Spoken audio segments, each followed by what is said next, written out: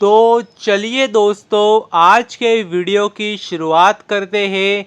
और सबसे पहले बात करने वाले हैं हमारे इंडेक्स के बारे में, निफ्टी 50 के बारे में। क्योंकि आज भी अगर आपने देखा होगा तो कंपनी इंडेक्स ने नया अपना ऑल टाइम हाई लगाया और पुराना हाई तोड़ा। तो ये बात भी आपको पता चाहिए। और सिर्फ निफ्टी 50 नहीं, अगर आप देखेंगे सेंसेक्स, बैंक निफ्टी, सारे जो भी इंडेक्स है सारे अपना नया ऑल टाइम हाई लगा रहे, पुराना हाई तोड़ते जा रहे हैं। तो इससे आपको ये बात समझ में आ जाना चाहिए क्या हमारा मार्केट ऑल टाइम हाई पे कंटिन्यूसली ट्रेड कर रहा है, जो कि काफ़ी अच्छी बात है।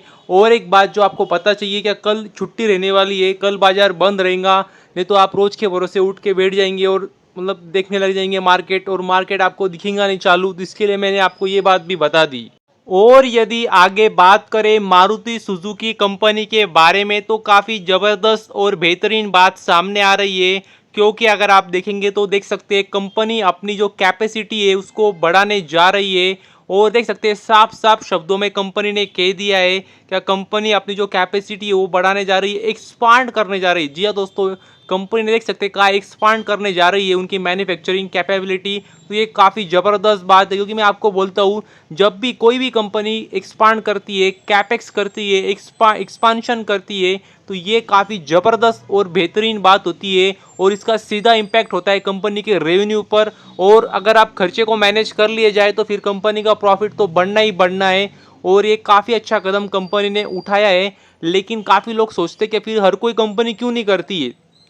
तो उसके पीछे भी दो तीन कारण होते हैं। एक तो कभी भी एक्सपांशन करने के लिए, कैपेक्स करने के लिए पैसे लगते हैं, तो ये पहली बात होती है। और दूसरी बात होती है क्या भले ही एक्सपांड कैपेक्स कर लेंगे लेकिन उसकी डिमांड भी चाहिए उतनी, नहीं तो आप सिर्फ आप सप्लाई बढ़ा दोगे लेकिन डिमांड नहीं रही तो फिर फायदा भी नहीं। तो दोनों बातें अगर होती है तो एक्सपांशन काफ़ी ज़बरदस्त होता है। और वही कंपनी करने भी वाली है। और देख सकते हैं कहाँ पे, तो कंपनी जो मानेसर प्लांट है कंपनी का, जहाँ पे कंपनी ऑलरेडी देख सकते हैं लगभग 8 लाख गाड़ियाँ बनाती है। तो वहाँ पे देख सकते हैं कंपनी अभी अपनी कैपेसिटी बढ़ा दी है 1 लाख गाड़ियों से। और अभी टोटल कैपेसिटी देख सकते हैं 9 lakh vehicles per annum company बनाने वाली है। तो काफ़ी बड़ा कदम है और अच्छा कदम है कंपनी का, ये बात भी आपको पता चाहिए।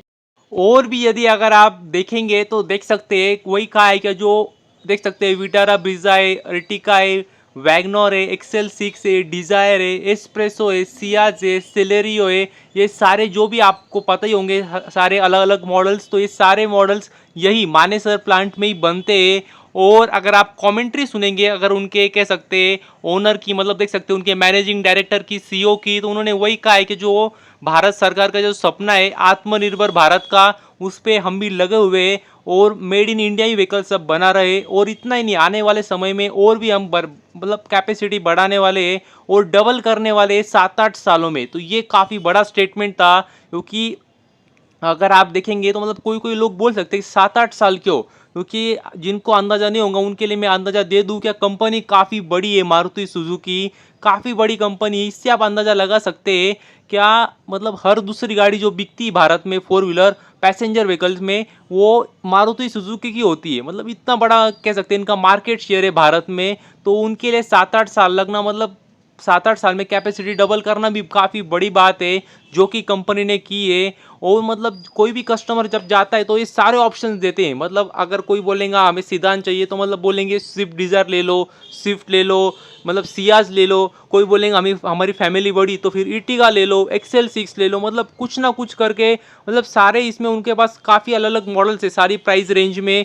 तो ये काफ़ी ज़बरदस्त बात है कंपनी के लिए। और इतनी बड़ी कंपनी को 7-8 साल में अपनी मैन्युफैक्चरिंग कैपेसिटी डबल करना भी, ये भी काफ़ी बड़ा कह सकते हैं माइलस्टोन हो सकता है अगर कंपनी ने सच में ये कर दिया तो। ये बात भी आपको पता चाहिए। और जो लेटेस्ट न्यूज़ जो मुझे तो भी पता चली है क्या, वो कह सकते हैं अभी नया कह सकते हैं जो नई प्राइस रेंज है, लगभग अगर आप देखें तो फॉर्च्यूनर की जो प्राइस है उसी प्राइस रेंज में फॉर्च्यूनर जैसा एक मॉडल भी कंपनी लॉन्च करने वाली है। तो ये बात भी आपको पता चाहिए। और यदि आगे बात करें वेदांता कंपनी के बारे में, तो देख सकते हैं अगर आप कंपनी में देखेंगे तो पिछले कुछ दिनों में काफ़ी ज़बरदस्त तेज़ी है। और आज भी अगर आपने देखा होगा तो 6-7% की तेज़ी थी। और देख सकते हैं पिछले 4-5 दिनों में भी लगभग 18-20% की तेज़ी थी। और अगर आप लेटेस्ट न्यूज़ देखेंगे कंपनी के बारे में तो जो डेटा सामने आया है उसके हिसाब से अगर आप देखेंगे तो काफ़ी कह सकते हैं फॉरेन इंस्टीट्यूशंस ने भी और डोमेस्टिक इंस्टीट्यूशंस ने भी, म्यूचुअल फंड्स ने भी काफ़ी कह सकते हैं पैसे लगाए वेदांता कंपनी में। मतलब पिछले 2-3 3-4 महीनों में अगर आप देखेंगे तो इस बात का भी आपको अंदाज़ा चाहिए। अभी आप बोलेंगे उन्होंने ले लिया है तो हम भी ले लेते हैं, तो ये बात मतलब ये गलती नहीं करना है आपने, क्योंकि अगर आप देखेंगे तो उन्होंने लिया था पिछले 2-3 महीनों में और अभी आपको पता चला है, तो आप अभी लेंगे हो सकता है अभी वो बेच भी डाले, तो मतलब आपको पता भी नहीं चलेगा वो कब लेते हैं कब बेचते हैं। तो मतलब ये गलती नहीं करना है आपने। और अगर आपको कंपनी के बारे में जानकारी होगी, बैकग्राउंड पता होगा तो अच्छी बात है, नहीं पता होगा तो वो भी जान लेना कि कंपनी के ऊपर कितना कर्जा है, कर्जा चुकाने के लिए कंपनी ने क्या प्लान बनाया है, कंपनी अपना बिजनेस डीमर्ज करने वाली है 5 अलग अलग कंपनियों में, तो मतलब सारी जानकारी चाहिए। उसके बाद आप कोई भी डिसीजन बनाना इस कंपनी के शेयर बाय करना है नहीं करना है, क्योंकि पैसे आपके तो मर्जी भी आपकी होंगी। और यदि आगे बात करें ICICI Lombard general insurance company के बारे में, तो आपको पता ही है इंश्योरेंस कंपनी तो है लेकिन उसके साथ में आपको पता ही है इन्वेस्टमेंट कंपनी भी है। और अगर आप लेटेस्ट न्यूज़ देखेंगे कंपनी के बारे में तो देख सकते हैं कंपनी ने, अगर आप देखेंगे तो स्टेट बैंक ऑफ इंडिया, जी हाँ दोस्तों एसबीआई में अगर आप देखेंगे तो एक्विजिशन किया है। मतलब एक्विजिशन मतलब कंपनी को नहीं खरीद रहे, एक्विजिशन ऑफ शेयर्स मतलब कंपनी में कुछ स्टेक खरीद रहे हैं, क्योंकि निवेशक है मतलब निवेश कर रहे हैं कुछ। और अगर आप डिटेल में भी पढ़ना चाहेंगे तो पढ़ सकते हैं, देख सकते हैं जो उनका पहले से स्टेक था 0.05% का, अभी उसको देख सकते हैं 0.06% किया है। तो ये बात भी आपको पता चाहिए।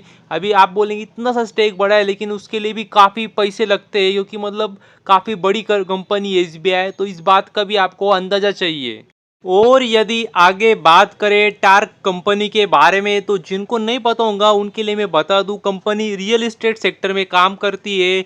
और स्पेशली अगर आप देखेंगे तो दिल्ली नोएडा उस सेगमेंट में मतलब उस एरिया में अगर आप देखेंगे तो ज़्यादा कंपनी का प्रेजेंस है।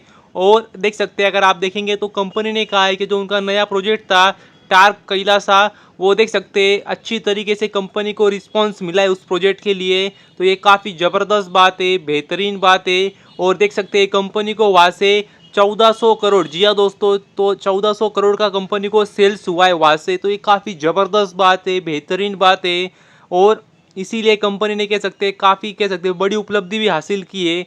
अभी आप में से कुछ लोग पूछ सकते हैं कि इसकी में इतनी बड़ी बात क्या है, तो आपको बता दूं मैं कंपनी ने जो 1400 करोड़ का सेल्स किया है ये बात इसलिए बड़ी है क्योंकि कंपनी का मार्केट कैप अगर आप देखेंगे तो छोटी कंपनी है, स्मॉल कैप कंपनी है, मतलब 5000 करोड़ के आसपास कंपनी का मार्केट कैप है। और कंपनी को, इतनी छोटी कंपनी को एक ही प्रोजेक्ट से अगर 1400 करोड़ मिल जाए तो ये काफ़ी बड़ी बात मानी जाती है रियल इस्टेट के सेगमेंट में, तो ये बात भी आपको पता चाहिए। और अगर आप देखेंगे तो देख सकते हैं कंपनी ने भी वही कहा है कि जो प्रोजेक्ट था ये काफ़ी लग्जरियस प्रोजेक्ट था, और जो उनके रेसिडेंट्स जो बेचे भी है बिके भी है वो लगभग सारे अगर आप देखेंगे तो जो HNIs होते हैं हाई नेटवर्थ इंडिविजुअल्स, बड़े बड़े एंटरप्रेनर्स, उन्होंने ही सारे कह सकते हैं खरीदे हैं, क्योंकि काफ़ी लग्जरियस प्रोजेक्ट थे लग्जरियस प्रोजेक्ट था उनका। 3.5 4.5 BHK लग्जरी रेसिडेंस थे जो कि कंपनी ने बेचे, तो ये बात भी आपको पता चाहिए। तो बस अभी के लिए इतना ही, थैंक यू वेरी मच, और भी ऐसे ही वीडियोस देखते रहिए।